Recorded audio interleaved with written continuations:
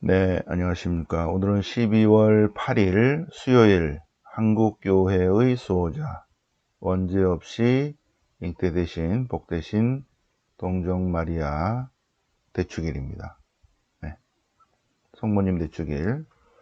성모님 대축일은 1월 1일 천주의 모친 성모 마리아 대축일, 8월 15일 성모 승천 대축일, 그리고 12월 8일 원죄 없이 잉태 대신 복 대신 동정 마리아 대축일, 이렇게 3번 대축일이 있고 매주 토요일이 성모님 축일입니다. 성모님 축일. 네. 자, 오늘 성모님 축일을 맞아서 일독서는 창세기. 성모님께서 뱀의 머리를 짓밟고 있다. 머리를 밟고 있다. 네, 두 번째 에페소서, 그 다음에 복음은 루카복음 1장입니다. 그래서 오늘은 복음 해설보다는 원죄 없는 성모님의 역사에 대해서 한번 같이 공부를 해 보시겠습니다. 자, 그러면 여기로 가야지. 원죄 없는 성모님. 네. 우리 40일 복음 묵상한 내용입니다. 네. 자, 성모님은 어떤 분이신다? 성모님은 하느님의 어머니시다. 성모님이 하느님의 어머니시다는 것은 초대교회 때부터 사람들의 신앙 고백이었습니다. 이거는 언제부터 됐다고요? 그리스도의 부활을 체험한 제자들이 예수님이 하느님이셨네. 그동안에는 그냥 제자들이 우리와 같은 사람인 줄 알았더니 본질이 하느님이시네, 이렇게 된 거죠. 그러면 초대교회에서 가만있어 봐. 그러면 그분의 어머니는 어떻게 우리가 해야 되지? 아니, 예수님이 하느님이시라면 그분은 하느님의 어머니 아니야? 이렇게 된 거죠. 그래서 천주의 모친이라는 그러한 단어가, 신앙이 초대교회 때부터 예수님 부활 사건 이후부터 그 신앙 고백이 된 거죠. 그리고 이제 공식적으로 된 것은 431년 에페소 공의 때부터 이제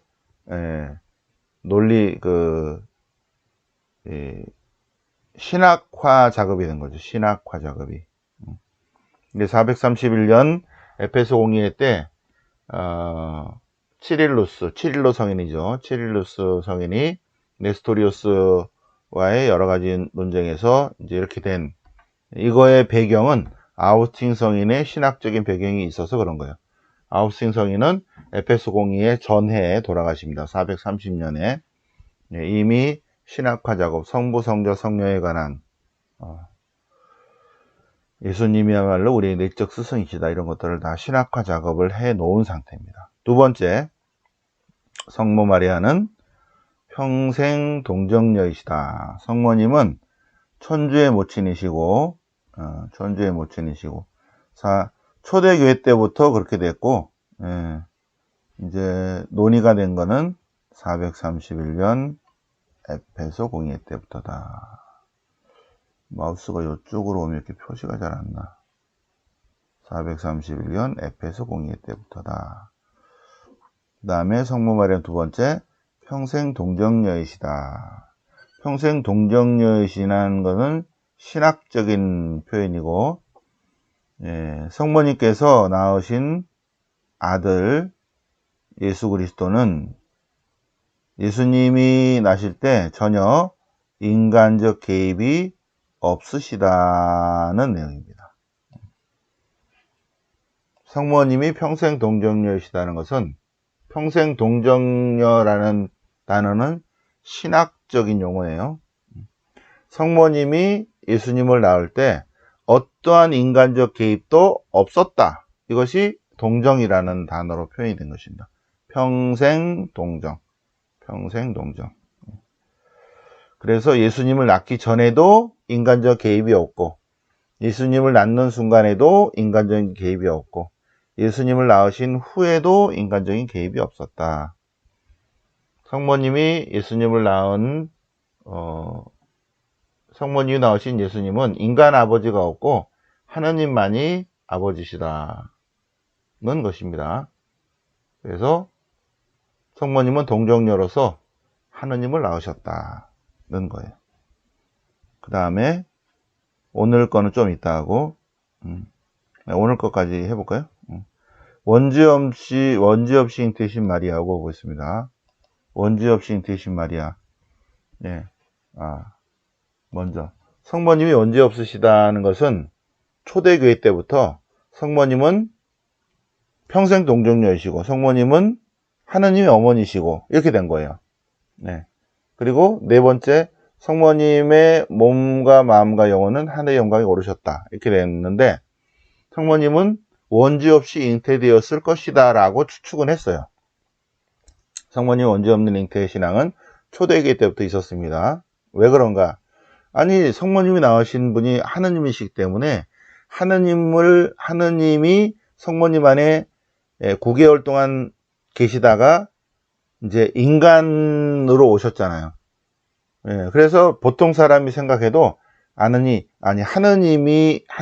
성모님을 통해서 나오셨다면 성모님은 원죄에 물들지 않아야 된다. 그 원죄에 물들지 않은 것은 잉태부터 그랬을 것이라는 거예요. 원죄 없는 잉태입니다. 잉태. 원죄 없는 탄생이 아니라. 네. 그런데 그것을 증명한 사건이 있었으니 그것은 1830, 1830년 사건입니다. 네. 이제 여기 자료를 보시면 1830년 7월 18일에 프랑스 파리에 있는 사랑의 딸 선교 수녀원의 카타리나 라브레 예비 수녀님에게 성모님이 나타나셨어요. 네, 그리고 11월 27일에 성모님께서 원죄 없는 잉태라는 표현을 가르쳐 주셨습니다. 원죄 없이 잉태되신 마리아님, 저희를 위하여 빌어주십시오 라는 기도문을 가르쳐 주면서 기적의 메달을 만들라고 했습니다. 그래서 그러한 내용이 고백신부를 통해서 교황님께까지 올라가서 1854년에 미들교리로 발표되었고 4년 후에 다시 프랑스 루르드의 성모님이 다시 발현하셔서 1830년 1830에 성모님이 7월 18일 처음 나타나셨고 11월 27일에 원죄 없는 잉태라는 걸 말씀하셨어요. 그리고 기적의 메달을 여기 다 차고 있죠. 기적의 메달을 만들 것을 지시하셨고, 그래서 원래 그 기적의 메달의 원래 이름은 원죄 없는 잉태 마리아 메달입니다. 성모님 원죄 없는 잉태 메달이에요. 근데 기적이 많이 일어나서 기적의 메달로 바뀌었죠. 1830년에 성모님 발현하셨고 교황님께서 24년 후에 1854년에 그거를 받아들여서 미들교리로 발표하셨고 4년 후에 다시 한번 1858년 프랑스 루르드에서 성모님이 다시 나타나셔서 이제는 벨라데타 어린이에게 나는 원죄 없는 잉태다라고 다시 한번 확인시켜 주셨습니다. 원죄에 물들지 않는 성모 마리아는 1917년 파티마 때 다시 한번 티옵스 신 마리아 성심으로 말씀하셨어요. 그래서 원죄 없는 잉태는 성모님이 직접 말씀하신 거 있죠. 성모님이 직접.